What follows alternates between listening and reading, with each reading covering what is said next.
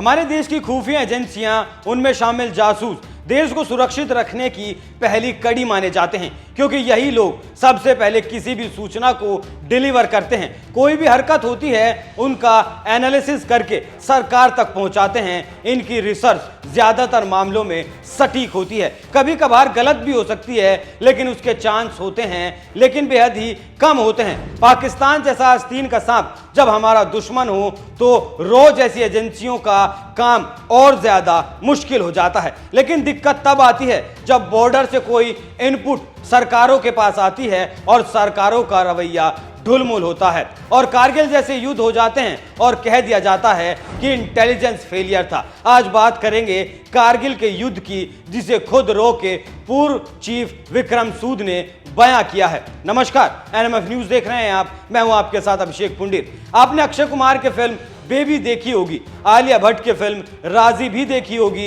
इन फिल्मों में दिखाया गया है कैसे एक जासूस सूचनाओं को इकट्ठा करता है, कैसे हर वक्त उसकी जान दांव पर लगी रहती है। उसे नहीं पता होता कि कब उसकी खोपड़ी को उड़ा दिया जाएगा। जासूसों का काम कुछ इसी तरह का होता है। कई बार तो उन्हें उनके काम के लिए जाना भी नहीं जाता। कई बार वो पकड़े जाते हैं तो कह दिया जाता है कि हमारा आदमी था ही नहीं। उसके बावजूद भी देश की सेवा में ऐसे जवान अपनी सेवा देते हैं। तो चलिए शुरू करते हैं।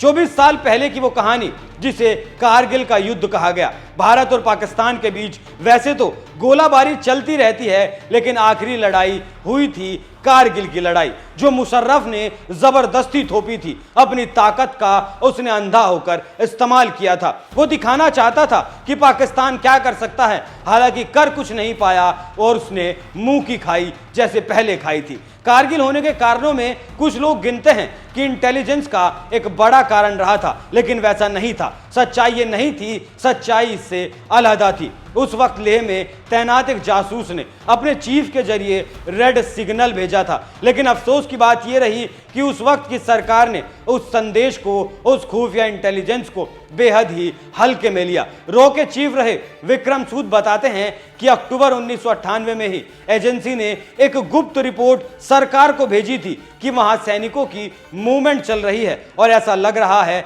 कि वो बहुत बड़ा कुछ प्लान कर रहे हैं। खुफिया एजेंसी ने युद्ध शब्द का भी इस्तेमाल किया था और कहा था कि यह जल्द हो सकता है। भारत के जासूसों ने खबर दी थी कि पाकिस्तान ने अपने सैनिकों को जिन जगहों पर शांति रहती है वहां से पीओके में भेज दिया है। ये जगह थी मांगला, गुजरावाला और लाहौर। इंटेलिजेंस का गुणागणित कह रहा था कि कुछ ना कुछ बहुत बड़ा होने वाला है। उस वक्त किसी को नहीं पता था कि क्या होने वाला है। कारगिल होने से करीब 6 महीने से भी ज्यादा वक्त पहले बता दिया गया था कि कुछ महीनों से ऐसा चल रहा है और हम ये कह सकते हैं कि वो कुछ प्लान कर रहे हैं। पूर्व रो चीफ विक्रम सूद ने कहा, लेकिन इस रिपोर्ट को स्वीकार नहीं किया गया। क्यों स्वीकार नहीं किया गया, उस बात का आज तक खुलासा नहीं हो सका। हालांकि कारगिल युद्ध के बारे में इंटेलिजेंस को सरकार ने इग्नोर किया था, यह सवाल आज भी सवाल ही है। एएनआई के पॉडकास्ट में विक्रम सूद ने इस मुद्दे पर खुलकर बात की।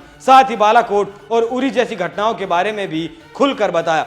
सूद ने बताया कि सरकार की तरफ से जवाब आया था कि ऐसा नहीं हो सकता, आपके सूत्र गलत खबर दे रहे हैं। मतलब भारत की सरकार का मानना था कि पाकिस्तान युद्ध नहीं कर सकता। क्या यह लीडरशिप की बहुत बड़ी गलती थी? इस सवाल के जवाब में सूद बताते हैं कि रो एक ऐसी एजेंसी है जो सूचना की सप्लाई करती है, हम सुझाव देते हैं और वहीं हमारा रोल खत्म हो जाता है। इसके आगे पॉलिटिकल मास्टर या सूचना मिलने वाले किसी अन्य को तय करना होता है कि उस सूचना का करना क्या है। अगर सरकार या सूचना पाने वाली लीडरशिप इसे नहीं हो सकता कहती है तो एजेंसी कुछ भी नहीं कर सकती, क्योंकि इस एजेंसी के हाथ बंधे होते हैं और उन्हें सिर्फ रिसर्च करने तक की अनुमति मिलती है। हालांकि अपने इनपुट के 6 महीनों बाद एजेंसियों ने एक और इनपुट भेजा। 1999 के अप्रैल महीने में कहा गया कि पाकिस्तान कुछ बहुत बड़ा सोच रहा है। ये सीज फायर जैसी घटना से कुछ बड़ा है। उनकी मंशा बिल्कुल भी ठीक नहीं लगती, क्योंकि 8 से 9 महीनों के बीच उस इलाके में 9 गुना ज्यादा गाड़ियों की मूवमेंट देखी गई थी। इतना मूवमेंट पहले कभी नहीं हुआ था। ये भी एक इशारा था, एक इंडिकेटर था कि ये एक जंग का आगाज है, और हुआ भी ठीक वैसा ही। ये जंग का आगाज ही साबित हुआ। हालांकि सरकार ने इन 8-9 महीनों के बीच जो भी कुछ हुआ उस पर ध्यान नहीं दिया और नहीं सोचा कितना मूवमेंट क्यों चल रहा है। कारगिल से पहले मिलिट्री इंटेलिजेंस, रॉ और आईबी का भी इनपुट दिया जा चुका था। अब इसके पीछे की एक और कहानी सुनिए। एक तरफ तो इनपुट दिया जा रहा था कि पाकिस्तान जंग चाहता है, वो जंग की तैयारी में जुटा है। वहीं दूसरी तरफ भारत ने भाईचारे की एक और मिसाल पेश करने की कोशिश की। भारत की तरफ से लाहौर बस यात्रा शुरू की गई और इस बस में सवार होकर उस वक्त के प्रधानमंत्री अटल बिहारी वाजपेयी खुद गए थे। अटल बिहारी वाजपेयी का वहां भव्य स्वागत भी किया गया था, लेकिन उसके बाद क्या हुआ वो देश ने देखा था। इस सवाल का जवाब देते हुए रॉ के पूर्व चीफ कहते हैं कि मुझे इस बारे में जानकारी नहीं है, मैं नहीं जानता, क्योंकि वो एक राजनीतिक फैसला था। इतना ही नहीं, प्रधानमंत्री खुद पाकिस्तान जाने का फैसला करते हैं, जबकि रॉ, आईबी और मिलिट्री इंटेलिजेंस पाकिस्तान के मंसूबों की जानकारी दे रहे थे। सबको दरकिनार कर दिया गया। उस वक्त देश के प्रधानमंत्री अटल बिहारी वाजपेयी हुआ करते थे। हालांकि अटल बिहारी वाजपेयी एक निडर शासक रहे हैं। बेबाक अंदाज से उन्होंने देश को संभालने का काम किया था। इसलिए यह सवाल और ज्यादा तकलीफदेह हो जाता है कि कोई एक्शन क्यों नहीं लिया गया। एक तरफ पाकिस्तान ने बस से गए प्रधानमंत्री का जोरदार स्वागत किया था, दूसरी तरफ कब्जे की साजिश को रचा गया था।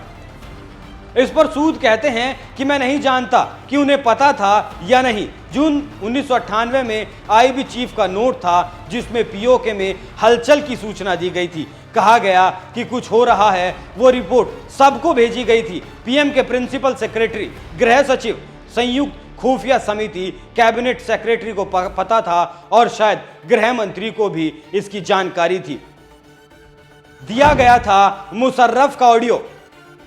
इसके बाद रॉ के पूर्व चीफ से सवाल पूछा गया कि क्या रॉ ने सरकार को इस हलचल का कोई सबूत भी दिया था, या फिर ऐसे ही उन्होंने ये इनपुट सरकार तक भेजा था। क्योंकि सरकार की तरफ से कोई एक्शन ना लिए जाने के पीछे एक कारण यह भी हो सकता है कि शायद रॉ की तरफ से कोई सबूत ना भेजा गया हो। तो इस सवाल के जवाब में रॉ के पूर्व चीफ कहते हैं कि लोकेशन बताने के लिए सैटेलाइट मैप दिए गए थे। एक टेप भी दिया गया था जिसमें मुशर्रफ जनरल अजीज खान से बात करते सुने गए थे। जब पाक आर्मी ने कारगिल में लड़ाई छेड़ी तो शुरू में वो ऊंचाई पर थे और मजबूत पोजीशन में भी थे। मुशर्रफ ने बीजिंग से अजीज को फोन किया था और कहा था इनकी टूटी, मतलब रिमोट जैसा कुछ हमारे हाथ में है। मतलब था कि पूरा ऑपरेशन हमारे नियंत्रण में है। वो कह रहे थे कि मियां नवाज शरीफ को बताने की जरूरत नहीं है, उन्हें कहना कि सब ठीक है और हमें इसे जारी रखना है। उस बात ने प्रूफ दे दिया था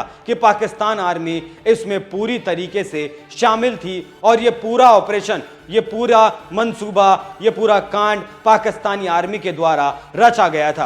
पूर्व रॉ चीफ ने जो जानकारी दी है कि कैसे सरकार के पास लगातार इनपुट पहुंचाए जा रहे थे, इस बात की पुष्टि रॉ के पूर्व चीफ एएस दुल्लत भी करते हैं। वो भी ठीक उन्हीं बातों का जिक्र करते हैं। एएस दुल्लत ने भी 2018 में दावा किया था कि पाकिस्तानियों की तरफ से मूवमेंट के बारे में रिपोर्ट काफी पहले ही तत्कालीन केंद्रीय गृह मंत्री लाल कृष्ण आडवाणी को भेजी जा चुकी थी। ये बात तत्कालीन प्रधानमंत्री तक पहुंचाई जानी थी। ये पहुंचाई गई या नहीं पहुंचाई गई, इस बात की पुष्टि को कोई नहीं करता। जो इनपुट सरकार को भेजे गए थे उनके करीब 1 साल बाद लड़ाई का आगाज हुआ। बताया तो ऐसा भी जाता है कि तब आईबी ने 40 से ज्यादा रिपोर्ट कारगिल के उस माहौल पर तैयार की थी जो 1 साल में वहां बुना गया था।